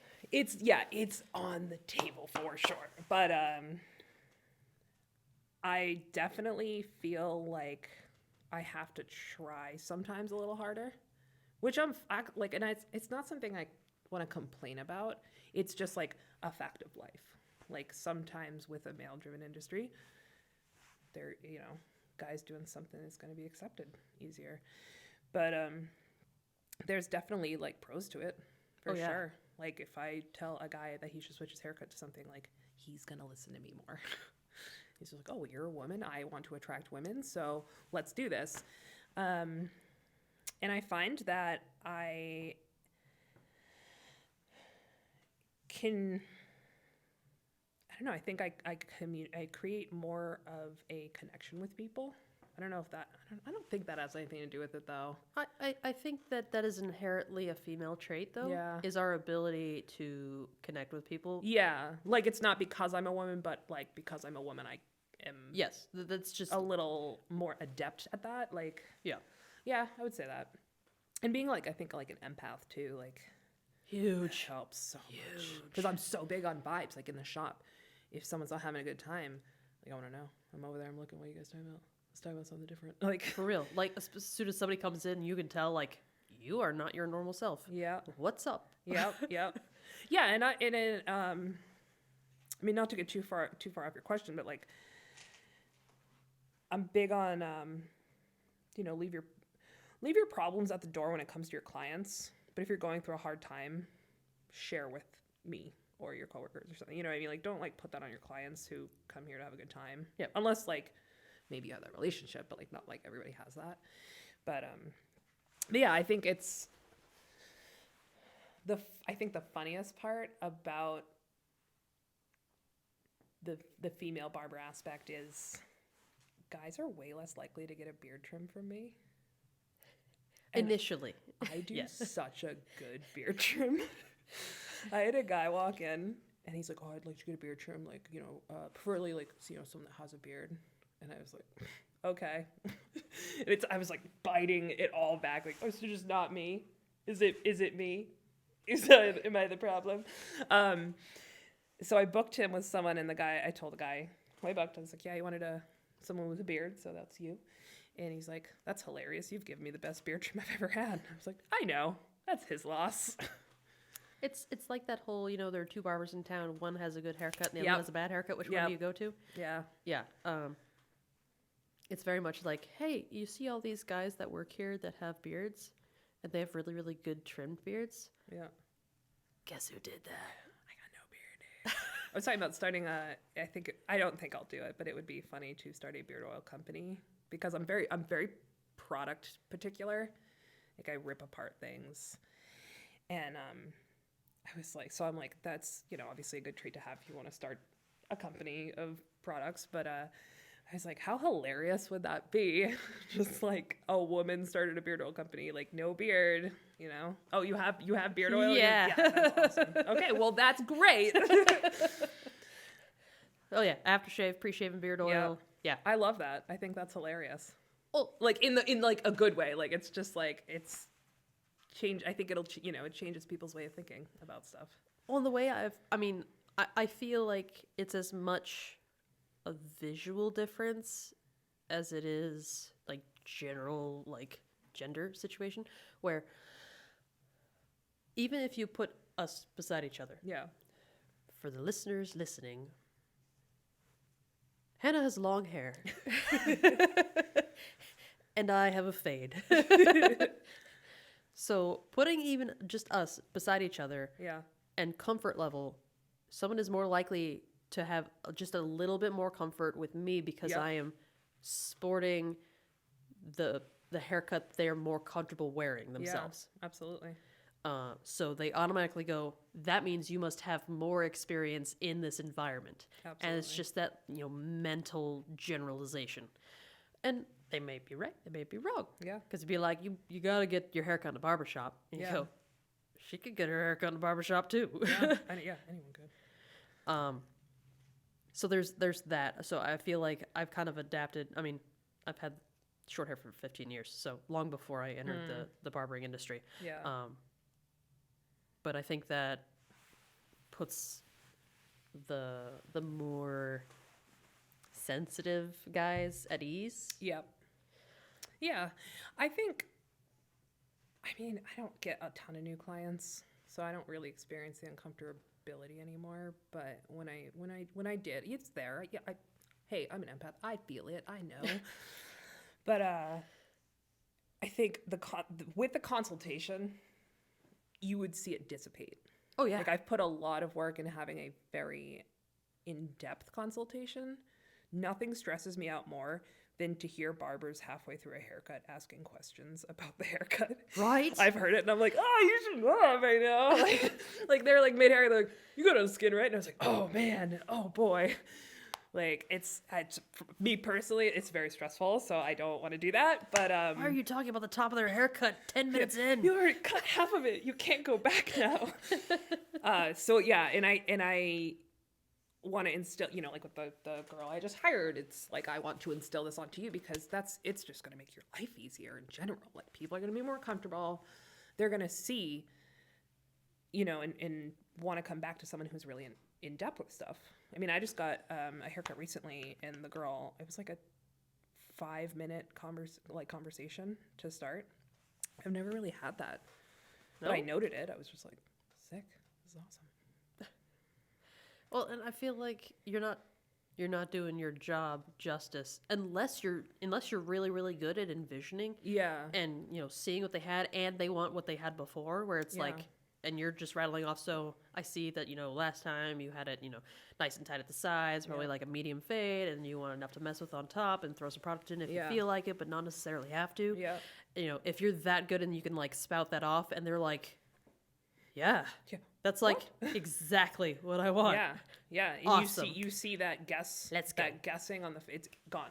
Yeah, in a and second. they immediately feel confident in you because they're like, Yeah. dude, this is the first time I've sat in your chair. Like, Yeah. awesome. Yeah, and I've done that. It's like I don't get a lot of new clients anymore, but I do look forward to the new client. Like I look forward to that because I don't have it anymore. But then I think like those details, like do you style your hair is like one of the first questions. And I keep it very simple. Like it's yes or no. We don't need to get into details. Yes or no, do you style your hair? And they're like, well, no, but I could. Do you want to? Or not? Do you want the option? Don't tell me you're going to get into styling your hair and go home and not style your hair. I'm not going to give you a slick back if you're just going to like go home and like look like shit. Yes. Like, I don't want that. You know, and it's like, I think everyone always thinks you're going to judge them when they're like, no, I don't style my hair. It's like, no, it's fine, man. I get it. You don't want to style your hair. It's fine. Just like tell me so I don't give you something that you need to style. Although I do want to get something embroidered that says, I don't have 5 minutes isn't a good excuse not to style your hair. I want it like cross-stitched in something and like hung by my station because I hate that excuse. If you don't want to style your hair, don't style your hair. But don't tell me you don't have 5 minutes in the morning because that's just ridiculous. And it really, like, unless you're doing something that requires some, like, comb action, yeah, it's not going to take you 5 minutes. 30 seconds. And even if you are using a comb, yeah. you probably shouldn't be taking 5 minutes. Yeah. Yeah, exactly. But My like, number one suggestion for people. Worst case, 5 minutes is all you have to do. Like, worst case. Come on. Like, come on. You got it. Well, and I think in the majority of the cuts that I give people, I'm like 2 minutes. And if you're taking that long, Yeah. you need to step back from that mirror, sir.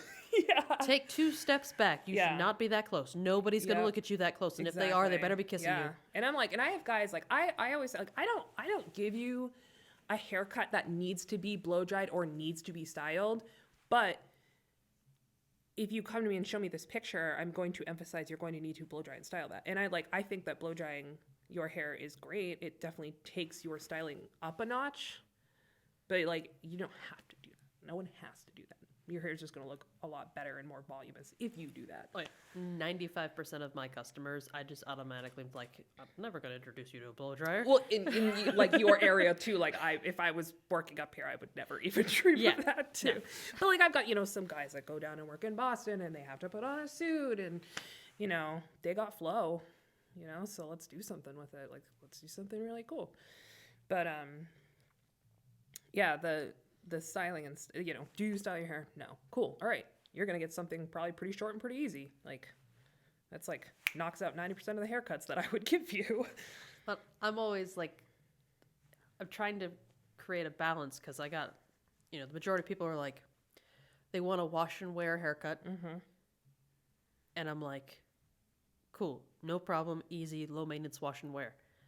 But you have a girlfriend, right? Mm-hmm. Which means you want to have the option to style it if necessary. So true. I was just talking about this today. This guy, he is a interesting individual. Like, he would probably be pretty offensive to some. Not that he says generally offensive things, but it can be. Taken the if wrong I was way. a lesser woman, I would be very offended by I collect and those I shouldn't say customers lesser too. either, but if I was a more sensitive woman, I would probably be very offended. I have a few of those customers Yeah. too. I think we collect them. Yeah, absolutely, because we could put up with their shit. Yes, yes. But he will not. He has beard oil. He has pomade. He will put pomade in because he's got he's got the kind of it's going back. You need a little something. But he will not put beard oil in. And he was in the shop, I think it was last week. And he's like, my beard's itchy. And I was like, yeah, Barry, you know what helps with that? Beard oil. Beard oil, Barry. And he's laughing. Like, he's having, like, we're all having a good time. But, like, I went in so hard on him. And he says, oh, that's frou-frou stuff. I can't do that, Hannah. And I was just like, Barry, knock it off. Like, put the beard oil in. And then he, like, later on shows us this photo of his wife, and she's, like, smoking hot. I've never seen her. I think I maybe once. I can't remember if I've seen her, but, like, hot wife. I was like, Barry, you're punching, okay? Put some beard oil in for your hot wife, please. Like, she just wants you to put in beard oil. Because he's telling us, like, well, she wants me to put in beard oil, but I don't want to do this. It's frou-frou. And I was like, oh, my God. Just put it in, dude. Your hot wife wants you to put beard oil in. Why would you not put beard oil in? He's like, I know, you're right. I'm like, I know I'm right. You break it down and go, Barry, you love your wife, right? Yeah. Do you love your wife? Do you love getting kisses from your wife, Barry? This is how you're gonna show your love. So yeah, you get more kisses, less stares, Barry. Just Then she won't Yep. complain about your face dandruff like on your t-shirt. so funny. And it's so funny. Like, sometimes with these guys, I'm like, it's so simple. It is so simple, man. Watch this. 1, 2, 3. Yeah. Done. But but yeah, I mean, the consultation, that's so huge. And like the little details, like getting ear hair out of someone's ear. Mm-hmm. I do ask. Some people like to keep it. I don't know. That's your creed, man.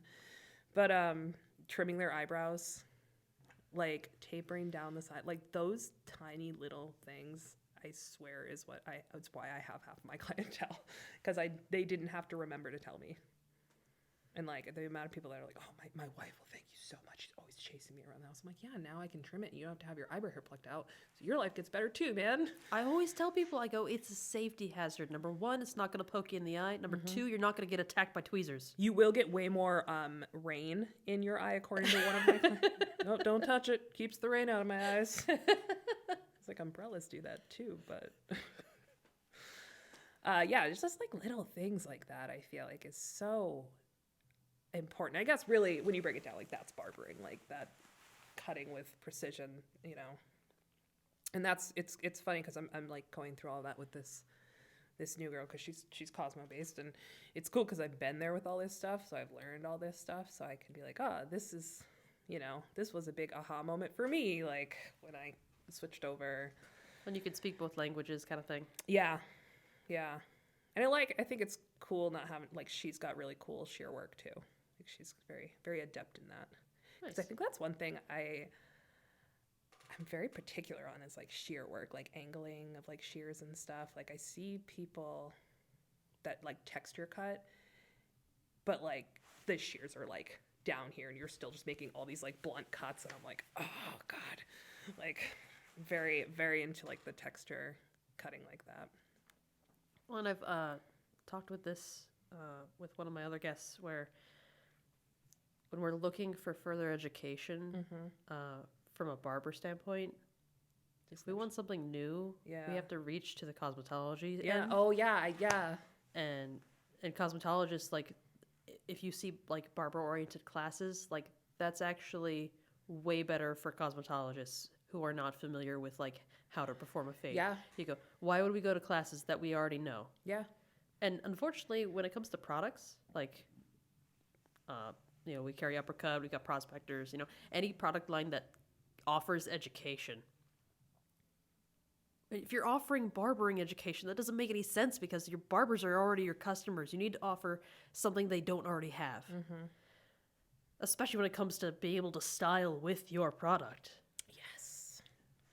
And I don't know why that's not being hit right now. Like, that's why I don't send my barbers to education, you know, from product lines at this point, because it's why? You're not going to learn anything new. Yep. Yeah, I think it's because it's not being run by barbers. It's being run by people who sell pomades or products. I don't say pomades, but like products. You know, I mean, it's they're not getting that point of view. Just end this podcast. I think one thing that drives me nuts, product lines that don't just automatically send you samples of new product when they produce it. I haven't had too much of a problem with that. Oh my God. All the ones that I carry have been more than happy to send me something new that they have developing and want my feedback, which is nice. Yeah, right? Why wouldn't you? That just makes sense. It's just like, to me, it's just like the most natural thing. I'm about to like drop a line because of it. I'm like, really? Yeah, it's just so, I'm just like, why do I have to spend money on this for me to potentially not like it? Because for me, if I don't like something, I'm not going to sell it, so I'm not going to order it. You know, if someone in the shop likes it and I don't like it, that's one thing. But like if my entire shop doesn't like something, why would I care that? Oh yeah, for sure. You know, so it's like, all right, so now I have to invest in this to not like it. And it just like drives me up a wall. I do have one company that I have a wholesale account with, but the only reason I opened the wholesale account with them, and I told the guy straight up, I was like, look, I'm going to give you an initial order. And if I don't like it or if it doesn't fly off my shelf, like, you might not ever hear from me again. Yeah. And I will say that I don't know when I contacted him initially for that, but I think I have one more thing from that initial order. Yep. And it's been over a year. Oh, yeah. And I'm like, I mean, their particular stuff that they sell keeps. Yeah. Like, it's not like a pomade where it's going to expire in a year. Right. But it's like, is it good enough for me to bother reordering? And like, not talking to somebody like for the first time, like that product rep could have been fired or gone on to a different company by now. I have to start a new relationship. Yeah. I don't know. Yeah. And another thing with like barber brands, this is so having cosmetology background, it can be a very frustrating point, is like, I don't want to have a million lines, right? I don't have like 27 lines. But I need something that has a clarifying shampoo and a hairspray and stuff like that that isn't typically found in a barber line, but my clients want. And like you've got like your deep cleanse shampoos, and those are great. They're going to get out a grease pomade. They're not going to get chlorine out of the hair. Yep. You know, or they're not going to get out a mineral buildup from somebody's hard water system in their house. So it's like, I have to now carry this random shampoo in this random like hairspray from this company that's geared towards women. So their marketing towards men is obviously like, I have to like really sell this. Be like, hey, you need this. So like, don't worry about what the bottle looks like. I know it's purple, but Yeah. I love IGK hair products. Like I use them on myself all the time. I went in for like a dry shampoo once and basically just took everything off the shelf and like put it in my basket. I was like, I'm such a sucker. But they have a moisturizing stuff. You know, you don't see that. It's another one. That's it's a shampoo and conditioner. It's called I think it's called Thirsty Girl. So I was like, I think another one's called Sexy Girl, and I was like, God damn it. Like, I can't. Like, I love this product. I would love to sell it, but I was like, I'm not going to put that in my barbershop. That's ridiculous. yes. Like, I will say, as like we just started offering a variety of shampoos. Yeah. And I do carry probably half a dozen, maybe a little more than a half a dozen different product lines. yeah. But that's because I'm a firm believer in nobody's perfect at everything. Yeah. So I like variety. Yeah. And I really don't like single brand loyalty Yeah. No. because it makes you very limited. It limits yourself to, it's experiencing only what that line has to offer. Yeah. I think if you want to get like sponsored, that's a great avenue. I think it's like whatever way you want to go, which I don't want to be sponsored. That's not like, not that there's anything wrong. Nobody's with that. ever offered to sponsor me, so I'm like, whatever. I'd I do what I sponsor want. you if I did. Yeah, I mean, and there's nothing wrong with that. If you want to be sponsored, if you want to, that's the route you want to go. Like, that's awesome. But I agree. Like, I have, what are you, 3? I have 3. I have a whole, like, shave line. I have one that's, like, the larger line that's, like, pomades, shampoos, and stuff. And then I've got, like, obviously, like, the Holy Black with the texture powder and stuff. I, like, love that texture powder so much. They've come a long way since I first found them on Etsy. Yeah, right? The whole Vampire Hunter kit. I didn't even have time to consider buying that. Right? 3 minutes. Like, I think I got it. I was, like, cashing out at a grocery store. I pulled it up. And then, like, I have to pay the cashier. Got outside. And I was like, Jesus Christ. That thing was cool as hell. But, yeah, I will say that when it comes to shampoos, it is...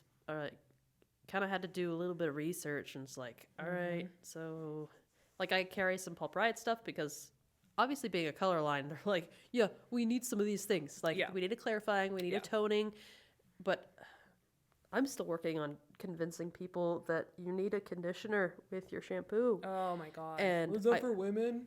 I will say that there is one product line in particular that I basically told their rep. I go, when you can tell me why you have a shampoo that is a clarifying shampoo, supposedly, and you don't have a conditioner to go with it, like, that's doing some serious work on that hair, and you don't have something to balance it back out. Yeah. When you can come back to me and justify that, then maybe we'll talk. Or a moisturizing shampoo and not a moisturizing conditioner, but because it's a moisturizing shampoo, Then it can be a 2-in-1. yeah, even though we're still stripping the body oil or the natural oils from the hair that act as a conditioner, we have nothing to put back in it. Yeah. Or, the fact that pH is a thing and we need to balance the pH of hair and skin. Yep. Yeah, are we talking about the same brand? I don't know. Are we? Does it begin with a J? I don't think we are. No. Yeah. No, mine's way more like you should be familiar with it from your school. They've changed. They have? Yeah. They've changed brands. We were able to use whatever we wanted when I was there. Nice. I don't know what they're doing anymore though.